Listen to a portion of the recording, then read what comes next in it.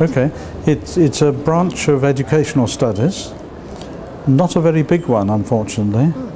The other branches of educational studies to do with teacher training and classroom management and things that go on in schools tend to be a much bigger area in terms of funding and the number of people who do it. But so it's a bit of a fringe area. It's to do with taking an interest in other countries, trying to learn what goes on in other countries, learn about these countries and understand what they do and why they do it. And in some cases to see if there's anything going on in other countries that might be useful for you to know about in your own country.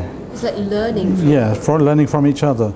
But actually bringing something from one country to another as it stands is almost impossible for cultural reasons. So there usually has to be some sort of adaptation.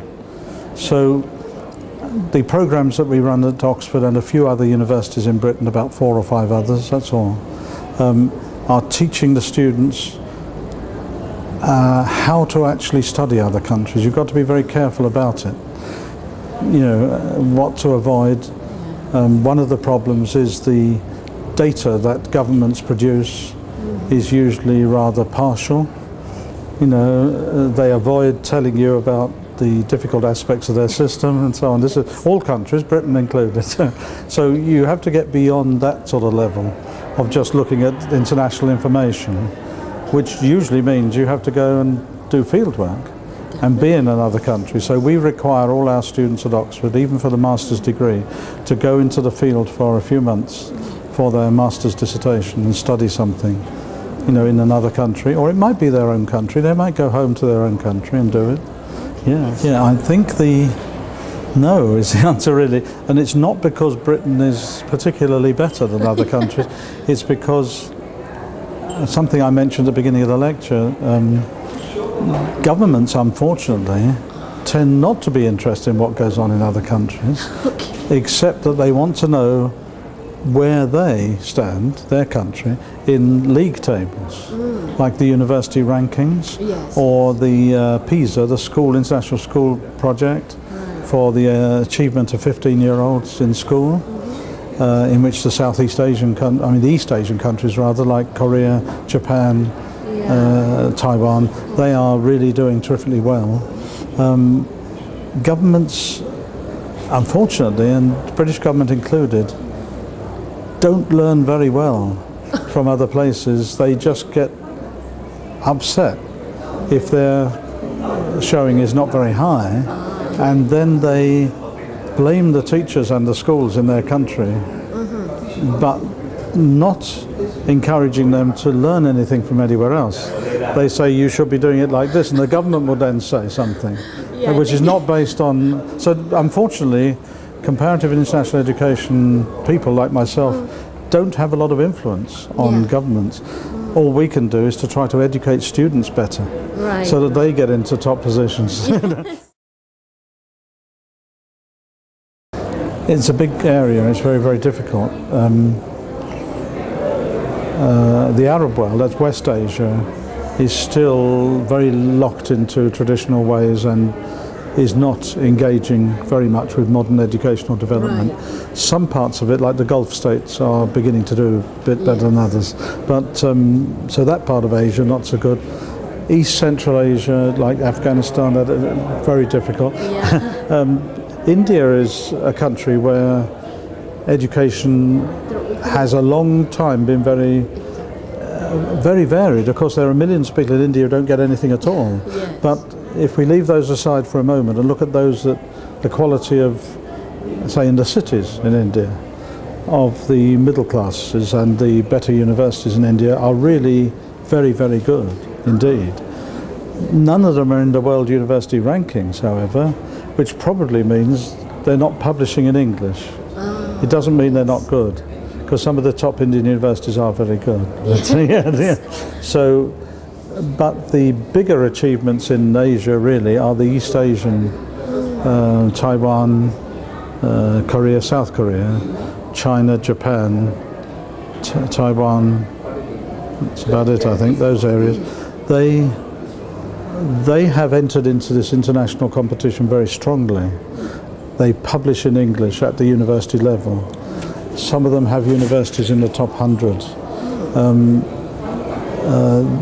According to those criteria, they're doing well. Now, whether that is good for the average situation of children in their country is another matter. You know, that's right. But they are challenging the Western countries at the highest levels of educational research, anyway. You know, but the problem with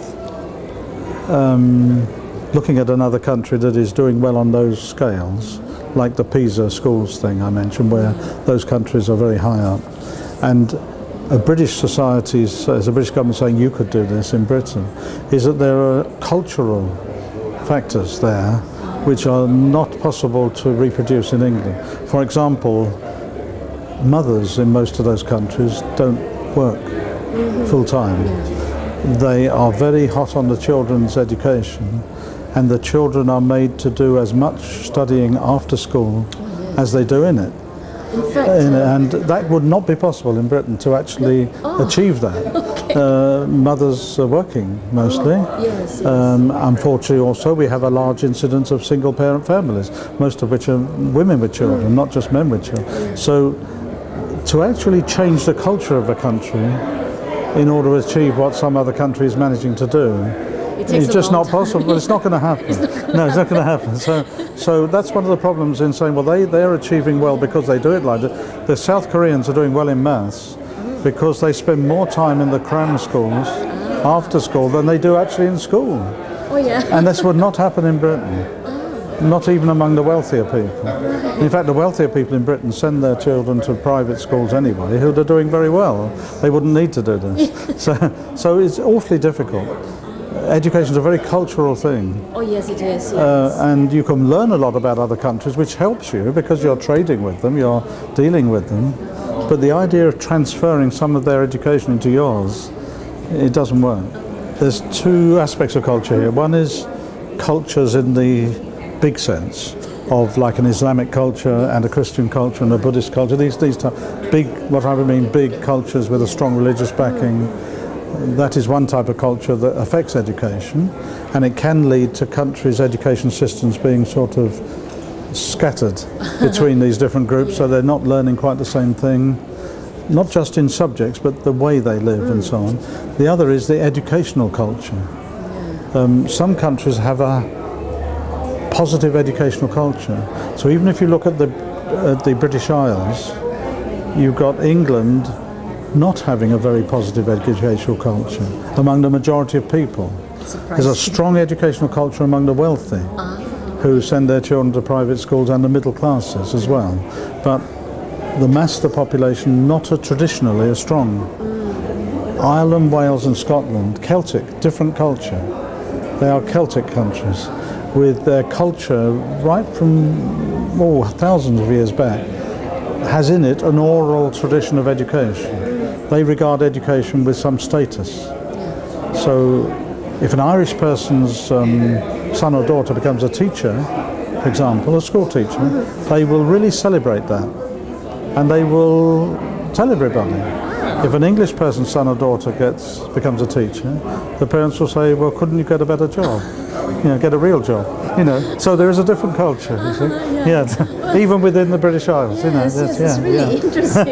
Well, thank you very much, Professor. No, I hope it's helpful. That's right. Thank you very much. Okay, right.